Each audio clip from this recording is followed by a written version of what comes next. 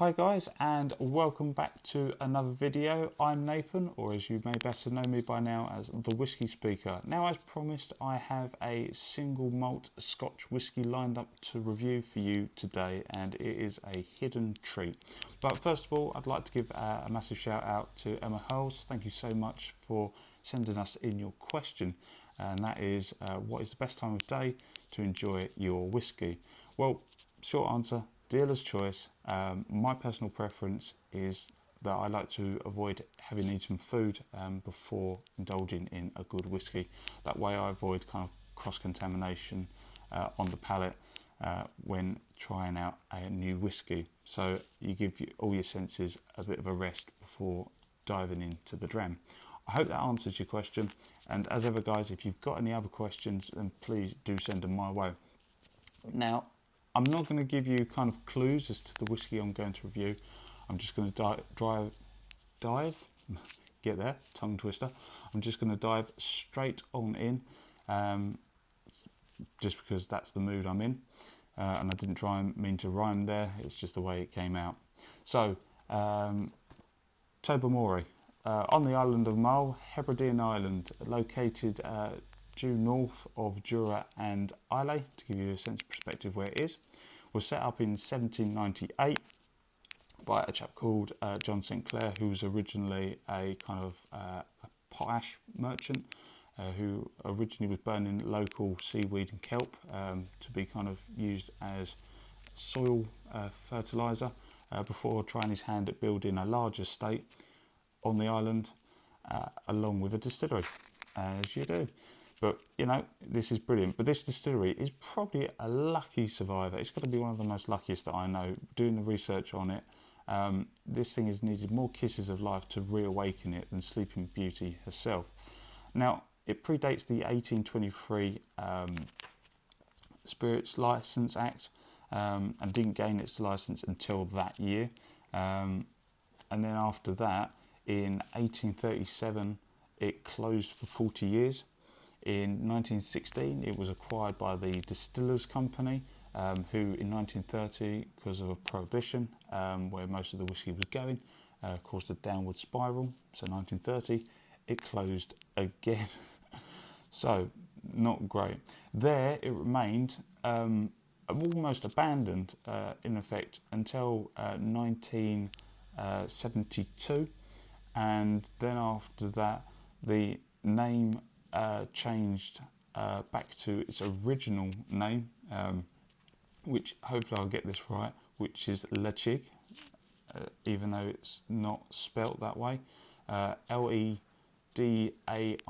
but hopefully I've got that right. They pronounce it as Ledaig, and then it was kind of reopened and refurbished in began to be refurbished in 1975. However, cask storage space actually ran out in that year, which resulted in the laying off and temporary suspension by 1981 of 14 workers on the site.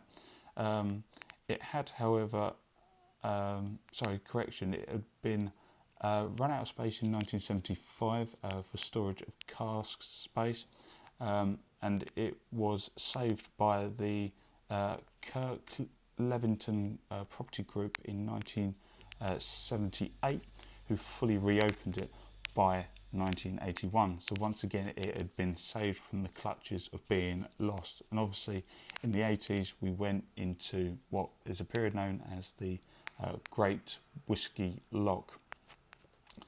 During the 1980s, the warehouses then were fully sold off and converted into flats, and that meant that the maritime characteristic of the whisky is kind of is quite likely to have been lost for any whiskies after that period, and all the whisky was transferred over, and to this day I believe is still looked after by the Deanston distillery for its resting, maturation and bottling.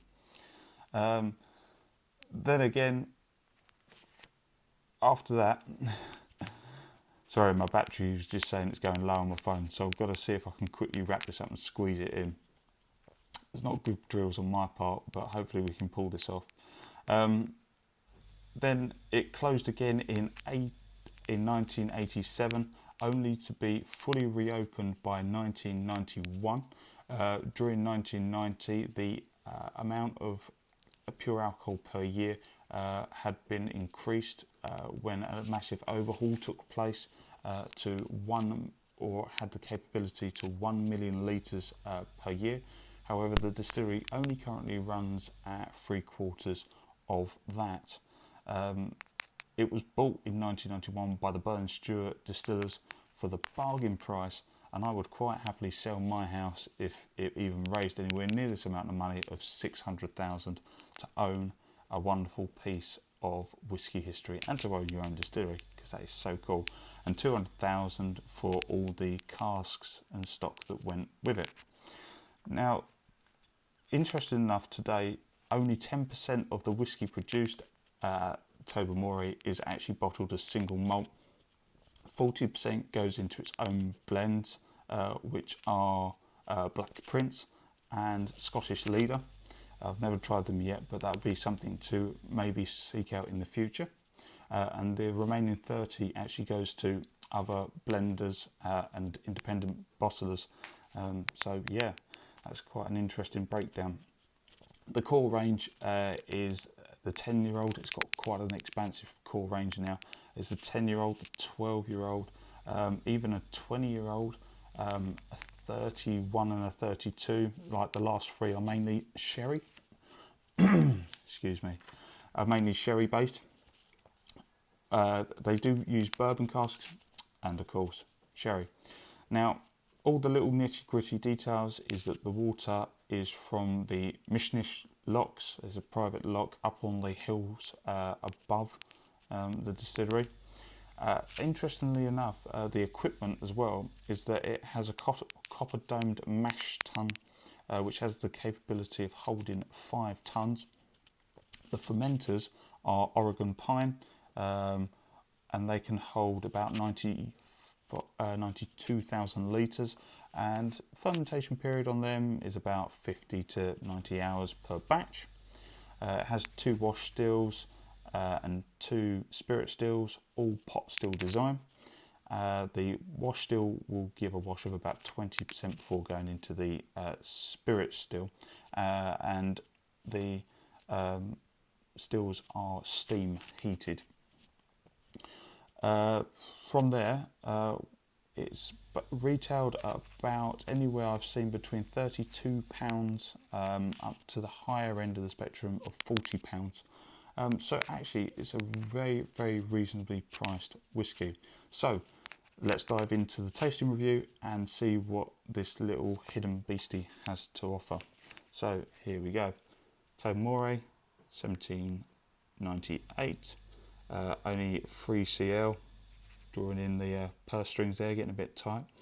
And it's bottled, interestingly enough, as a 12-year-old at a very precise 46.3, which is quite interesting.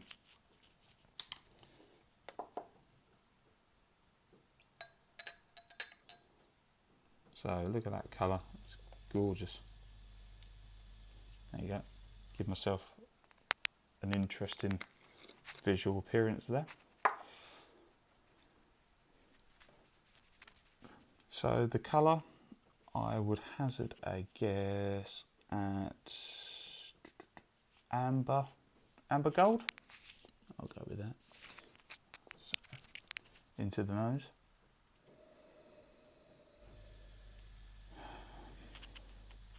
I would describe it as like kind of like a breezy zest, very kind of citrusy. Vanilla with brown sugar, toffee, and a little bit of peach actually on that.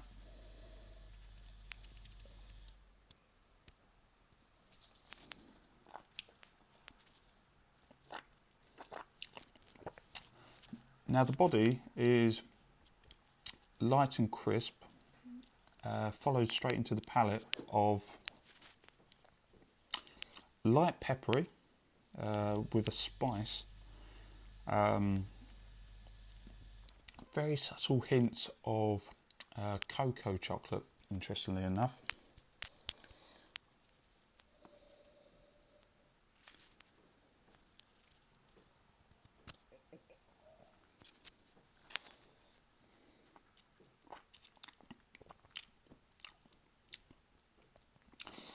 And the finish, very short, butter, sugar, and a kind of a sweet baking dough, followed by, yeah, more kind of spice, I would say.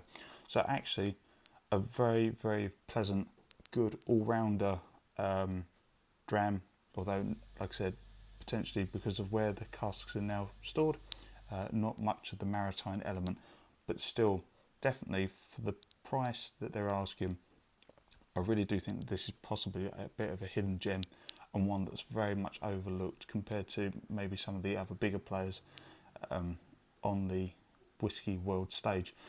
Guys, that concludes my review of the Tobermory 12-year-old. I hope you've enjoyed it as ever, and also as ever, I hope you have a fantastic day.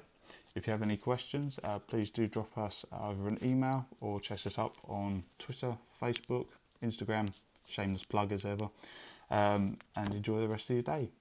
Bye for now.